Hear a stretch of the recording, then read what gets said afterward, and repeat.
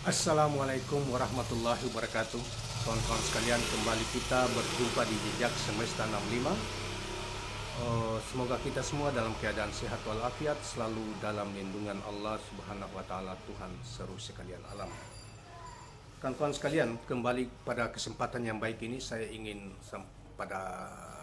menyampaikan suatu uraian penting terkait dengan narasi yang selalu dibawakan oleh Baca Pres Anies Baswedan, dan itu kemudian disampaikan di dalam pertemuan dengan masyarakat umum, pertemuan umum yang dilakukan di Kota Palembang kemarin. Kebetulan Anies kemarin melakukan banyak kegiatan di berkunjung Sumatera Selatan dan banyak melakukan kegiatan di Kota Palembang dan sekitarnya, termasuk mengunjungi para kiai-kiai, pondok-pondok pesantren, termasuk partai-partai politik, para relawan dan masyarakat umum.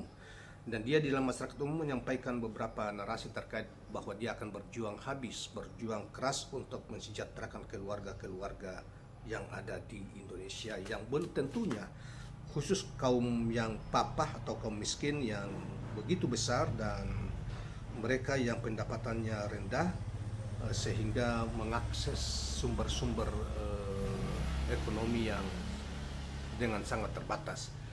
Nah, kawan-kawan sekalian, rangkuman itu disampaikan di dalam rekonstruksi di dalam ABW News yang kemudian dimuat pada tanggal 11 September 2023. Baiklah kawan-kawan sekalian, kita coba bacakan apa yang disampaikan Anies di hadapan para masyarakat, ya, pejalan yang jalan sehat dan masyarakat umum yang diadakan oleh PKS kemarin.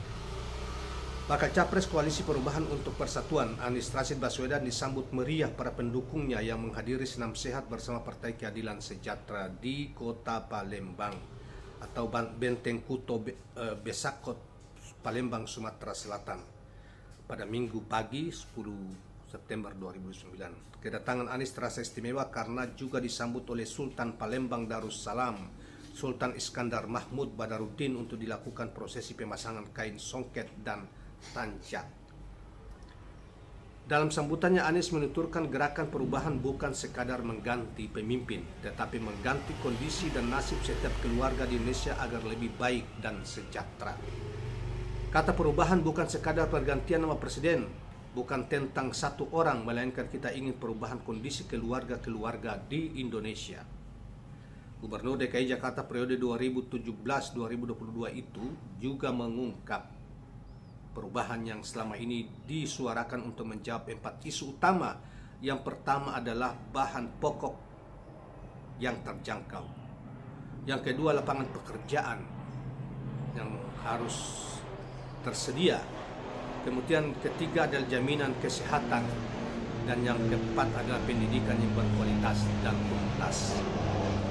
Saudara, kita mau perubahan supaya harga bahan pokok jadi terjangkau. Kita ingin harga kebutuhan pokok murah. Kita ingin petani sejahtera dan harga produknya terjangkau, kata Anies di dalam sambutan. Itu yang dikutip secara padat dan tidak terlalu panjang oleh ABW News ini. Saudara kalian, sebagaimana juga kita tahu bahwa memang 4 agenda ini yang sering disuarakan oleh Anies Rashid Baswedan di berbagai tempat ketika terjadi pertemuan-pertemuan umum, termasuk juga pertemuan yang ada dalam gedung, bahwa harga-harga pokok yang terjangkau, murah bagi masyarakat yang selama ini sudah terasa mereka mengalami kesulitan untuk mengakses karena begitu mahalnya harga-harga bahan pokok yang semakin naik itu karena diiringi dengan kebijakan-kebijakan pemerintah, misalnya menaikkan BBM dan lain sebagainya. Secara diam-diam tiba-tiba harga ini sudah bergerak terus naik dari waktu ke waktu. Yang kedua adalah soal kesehatan yang tuntas. Dia sering mengatakan bahwa jangan sampai orang masuk ke rumah sakit keluar jadi miskin karena begitu mahalnya biaya rumah sakit, biaya pengobatan yang ada di rumah sakit, yang tentunya karena tidak semua penyakit itu bisa di-cover oleh BPJS, ya. Nah, yang ketiga adalah tentang pendidikan yang tuntas, pendidikan yang berkualitas. Saudara sekalian, dunia pendidikan merupakan tidak diragukan lagi tentang Anies yang banyak memahami soal bagaimana mengelola pendidikan ini dengan baik untuk kepentingan masyarakat, untuk meningkatkan kualitas sumber daya manusia. Dan yang ketiga adalah soal lapangan pekerjaan. Betapa sulitnya orang mencari pekerjaan hari-hari ini di masa pemerintahan Jokowi di periode-periode atau sepanjang pemerintahan, karena diduga bahwa sumber-sumber daya pekerjaan itu lebih banyak disediakan untuk tenaga-tenaga kerja asing, terutama dari China, di sektor-sektor pertambangan, bahkan di sektor konstruksi dan di berbagai tempat yang lain. Sementara tenaga kerja lokal selalu saya dianggap kualitasnya rendah dan lain sebagainya. Padahal Anies selama 5 tahun 3.000 orang lebih mencoba 5 tahun membangun infrastruktur di DKI Jakarta. Dan khusus untuk membangun JIS misalnya 3.000 lebih tenaga kerja, semua mulai dari level direktur, manajer sampai semuanya adalah dari lokal. Dan JIS adalah salah satu karya internasional bertaraf internasional yang dikagumi oleh dunia internasional maupun masyarakat bangsa kita.